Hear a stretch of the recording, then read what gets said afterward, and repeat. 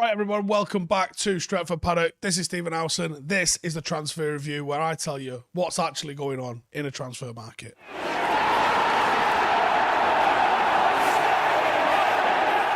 Right, let's start with the ins then. So, Joao Palhinha.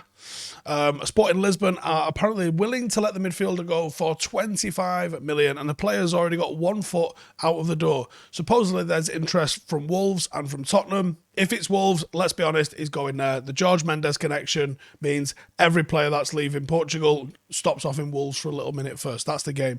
They've also probably got a little bit of cash to spend following Adama Traore's moving on. And of course, under Conte, Tottenham are linked with absolutely everybody. He's going to have a full-on meltdown him on Tuesday morning when they've not signed anyone and they've been grafting their balls off to try and bring somebody in. But they might be in the same boat that United are in, where we go, yeah, we didn't sign anyone. Soz. But I think Conte's probably more likely to lose his shit than Ralph Rangnick is over that. Regardless, anyway, so what's Palhinha all about? Honestly, I haven't watched him, so I don't know. Do I think United are actually in for him? No, I don't. Why do I think that? Well, it's in the Sun. Don't worry, I didn't buy it. It went on the website. So what does that mean? It means we chalk it up to a load of bollocks, is what we do, right? So forget about it. 0 out of 10. If he's going anywhere, it'll be Wolves or it'll be Tottenham. People that are actually trying to buy people, not United. Even though 25 million... seems like a pretty good price for a footballer nowadays, doesn't it? In number 2 then, Luis Diaz. United have sent scouts to go and watch Porto's Luis Diaz as they weigh up a bid for him. He is Colombian. He's 25. He's going to cost around £67 million. He scored 16 goals, got 6 assists in 28 appearances. Are we signing him, Steve? No, we're not. Why aren't we signing him? It's in the formerly great local newspaper, now disreputable online blog.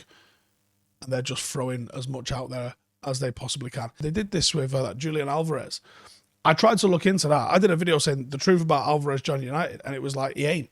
According to what I can find out about it anyway, he ain't. And now it looks like he's going to Manchester City. So look forward in a couple of weeks or in the summer, if that's when they bring him in, to everyone going, Alvarez rejected United to join City. Did he though? Don't think we were in for him. Probably the same with this guy. Don't think he's coming to United. £67 million. We're not signing him for £67 million. We're just not, are we? We're not. We're just not. So that's all a load of old arse is what that is. And of course, it was in the home of a load of old arse, which is the MEN. Finally then, this is one that we actually might be able to pull in the mixer. And this is in marker. And that's Boubacar Kamara.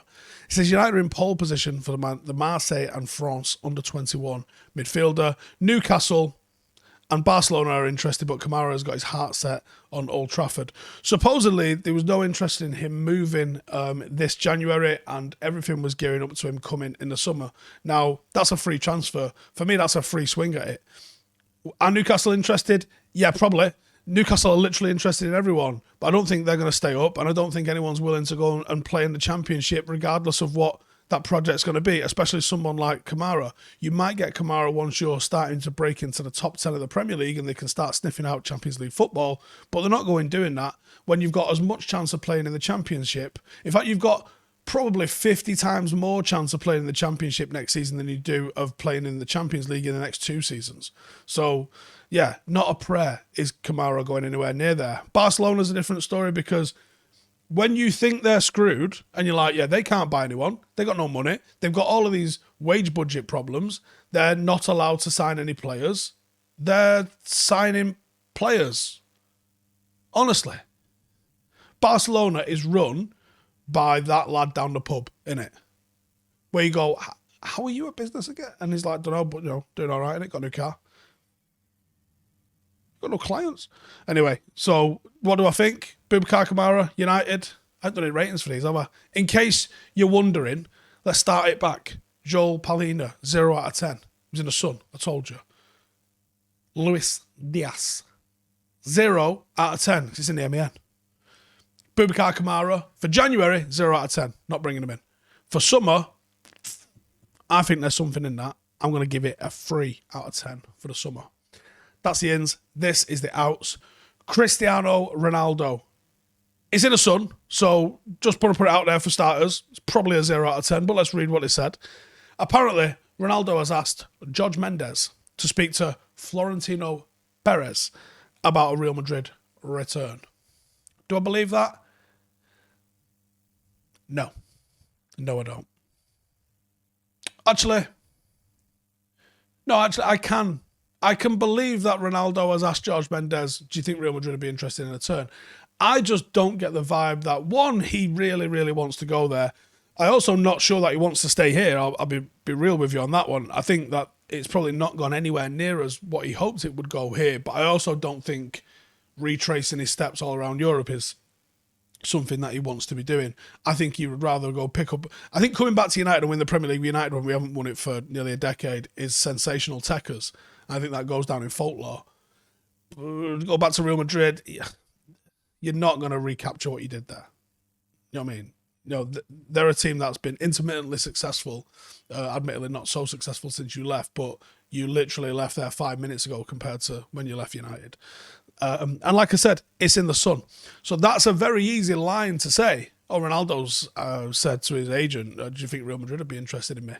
Like, there's no intention in that, is there? There's no, like, get me out of here, I don't want to play here. There's just a question. So it's one that could easily be true, but also just be completely made up bollocks. And the fact that it's in the sun, you know what I'm going to go with on that one, don't you? 0 out of 10, certainly for the January window. Next up, Jesse Lingardinho, young up-and-coming academy product at United. And apparently Newcastle are willing to cover his salary in full and pay a loan fee, but United want a bonus if Newcastle stay up at the end of the season. I've seen some mad figures and I've seen some mad things. Like United valued Jesse Lingard at 50 million. I hope whoever briefed that to the press did so with the straightest of faces, poker facing the shit out of it. But do you know what? Why not? When you look at the last run of games that he actually had, which was last season and for West Ham, that was one of the best players in the Premier League. That values you at 50 million. What doesn't value at 50 million is you ain't played in 6 months and your contract runs out in 5 months. So you can't then justify a £50 million transfer fee. And if Manchester United are genuinely holding out for that and it's not just pure wind-up merchant, which I think it is, and I kind of hope it is, then that shows you how badly run our fucking club is when we think that we can just start slapping prices on people like that, which is entirely unrealistic to bring it in. He's also not on terrible wages, which adds to the financial commitment from whoever's going to be bringing him in. I can see Lingard going to Newcastle, though, before Monday. I really can. I can see them coming to it. I can see United playing poker with it and letting him go. I can definitely see that happening. How much for and all that lot is, I don't know, whatever they can agree on, I guess.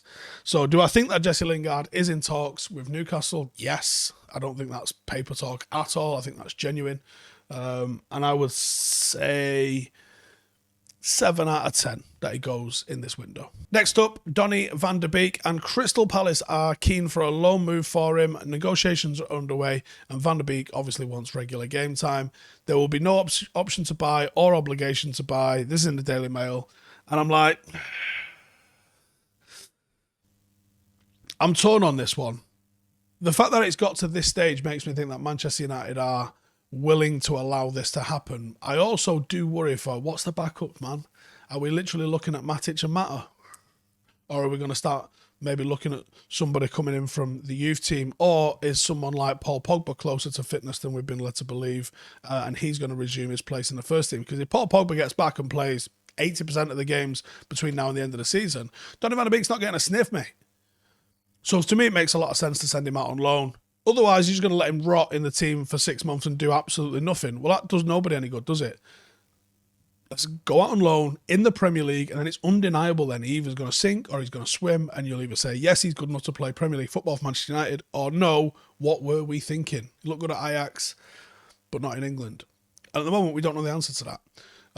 So I would say, yeah, let him go out on loan, come to whatever agreement you need to. Don't have to have an obligation to buy or anything after that afterwards. Let's see how it goes for him.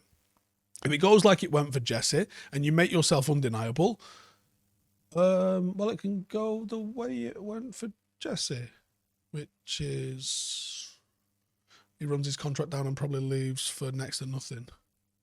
Maybe we've not thought that one through. Yeah. Anyway, do I think it's real? Yeah. Do I think it's going to happen? Ooh, I reckon I'm right on the fence with this. 5 out of 10, I'm going to say. Yeah, 5 out of 10. This could happen, but it could also fall through. So 5 out of 10, right down the middle on it. It's probably going to start cooking up over the next couple of days. And I guess we'll find out, won't we? Nice one. Make sure to subscribe. See you in a bit.